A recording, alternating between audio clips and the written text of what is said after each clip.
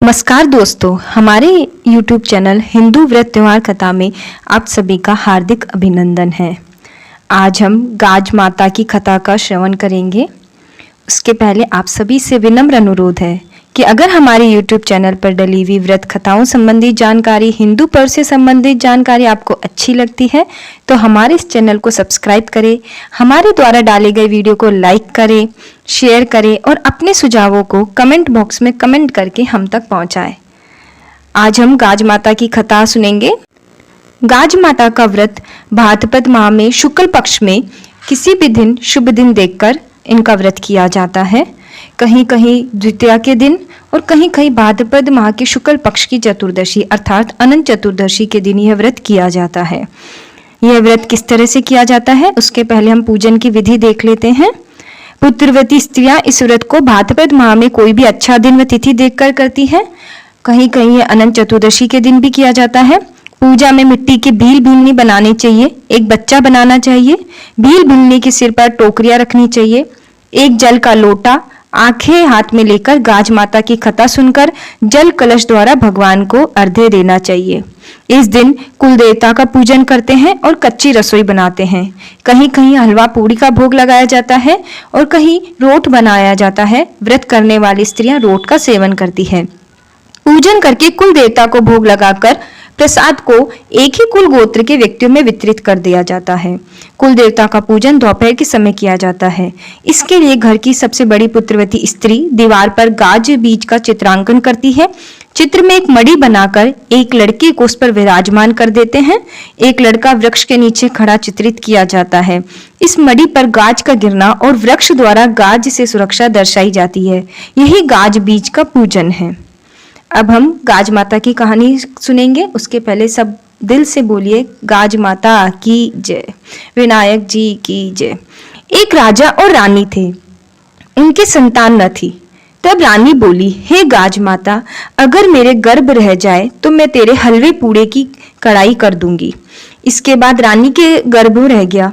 रानी के लड़का हो गया पर वे कढ़ाई करना भूल गई, अर्थात उसने जो मन्नत मांगी थी, उसकी जो प्रसादी थी वो करना भूल गई। तब गाज माता ने सोचा कि यह तो मुझे भूल गई। और एक दिन रानी का लड़का पालने में सो रहा था। तब गरजते हुए बादली आई और पालने सहित लड़के को उठा ले गई।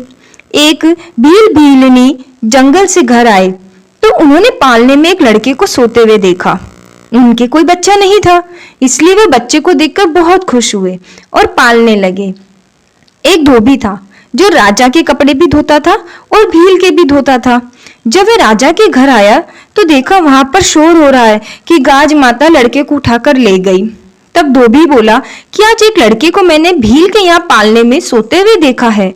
जब राजा बोला कि भील को बुलाकर लाओ। जब भील आया तब राजा ने पूछा कि तेरे घर लड़का कहाँ से आया?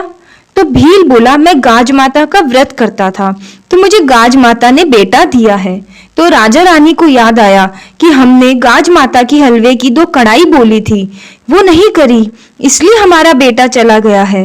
तब रानी बोली कि हे गाज माता, मेरा बेटा ला दो, मैंने जितनी बोली बोली थी उससे दुगुनी कढ़ाई करूंगी और गाज माता का खूब धूमधाम से उजमन करूंगी। तब गाज माता ने उनका लड़का वापस ला दिया। भील भीलनी के यहाँ भी बहुत धन दौलत और लड़का हो गया। तब सारे शहर में राजा ने ढिंडोरा पिटवा दिया कि जब भी लड़का हो या शादी हो तो गाज माता का उजमन करे। गाज माता ने जैसे रानी को लड़का दिया वह भील भीलनी को धन समृद्धि व लड़का दिया, वैसा कथा सुनने वाले सभी को देना।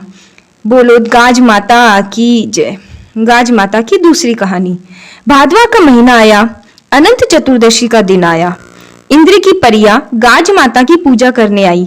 जहां वे पूजा कर रही थी वहां एक भील भीलनी आए। उन्होंने पूछा, किसकी पूजा कर रहे हो? परिया बोली, गाज माता का व्रत व पूजन कर रहे हैं।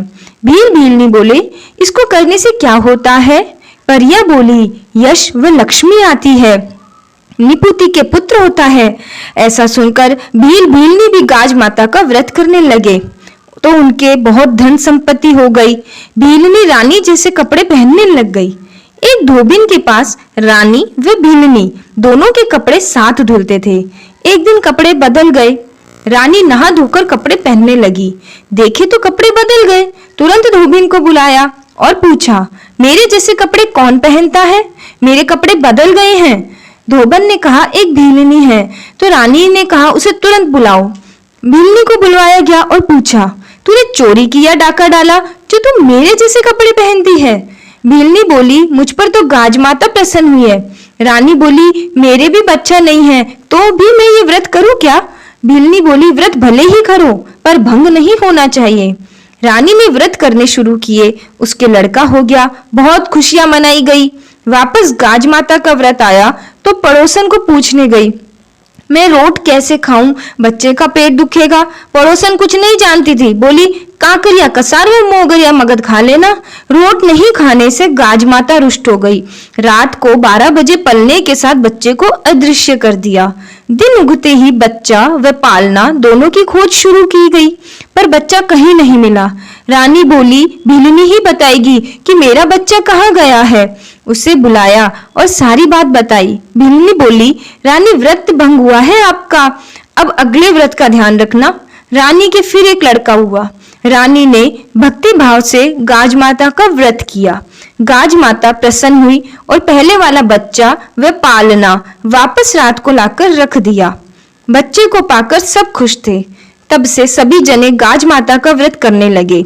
गाज माता निपुतियों को पुत्र देती है, निर्धन को धन संपदा देती है और सबको भरा पूरा रखती है।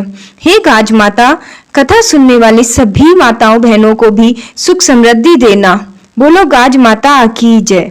इस दिन रोट ही खाना चाहिए और साथ में आप दही, सब्जी, घी, शक्कर कुछ भी ले सकते हैं। कथा सुनने के बाद विनायक जी की भी कहानी सुननी चाहिए, जो कि हमारे चैनल पर पहले से डली हुई है। उसका लिंक डिस्क्रिप्शन बॉक्स में है, आप वहां जाकर विनायक जी की भी कहानी सुन सकते हैं। बोलिए गाज माता की जय। जय श्री राम, जय श्री कृष्णा, जय माता दी।